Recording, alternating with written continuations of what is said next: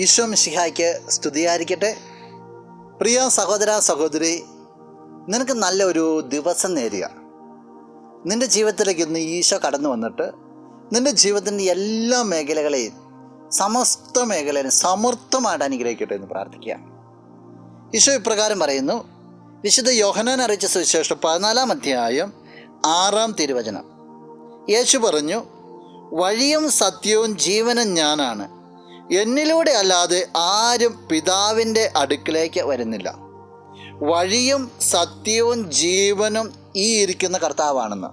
എന്നിട്ട് പറയുകയാണ്, പിതാവിൻ്റെ അടുത്തേക്ക് പോകാനുള്ള വഴി ഇവൻ മാത്രമേ ഉള്ളൂ എന്ന്. നിൻ്റെ ജീവിതത്തിൻ്റെ ഭാവി, നിൻ്റെ സ്വർഗരാജ്യം ഈ ഈശോയോട് നീ സ്ഥാപിക്കുന്ന ബന്ധത്തിനനുസരിച്ചാണെന്നുള്ള ആ വഴിയിലൂടെയാണ് നീ സ്വർഗത്തിലേക്ക് പോവുകയുള്ളൂ. ആ വഴിയിലൂടെ നീ രക്ഷയിലേക്ക് പ്രവേശിക്കുകയുള്ളൂ.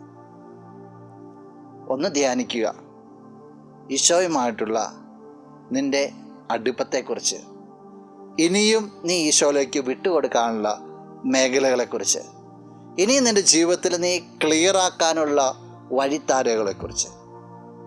ഇതെല്ലാം നിന്നെ ഈശോയിലേക്ക് അടുപ്പിക്കുവാനായിട്ട് ഇടവരട്ടെ. നമുക്ക് പ്രാർത്ഥിക്കാം. കണ്ണുകളടച്ചെന്ന് കരങ്ങൾ കൂട്ടാം. നല്ലവനായ കർത്താവേ, നിന്നെ ഞങ്ങൾ സ്തുതിക്കുന്നു, ആരാധിക്കുന്നു, മഹത്വപ്പെടുത്തുന്നു. ഞങ്ങളുടെ മധ്യയോട് നിൻ്റെ സാന്നിധ്യത്തിന് നന്ദി പറയുകയാണ്.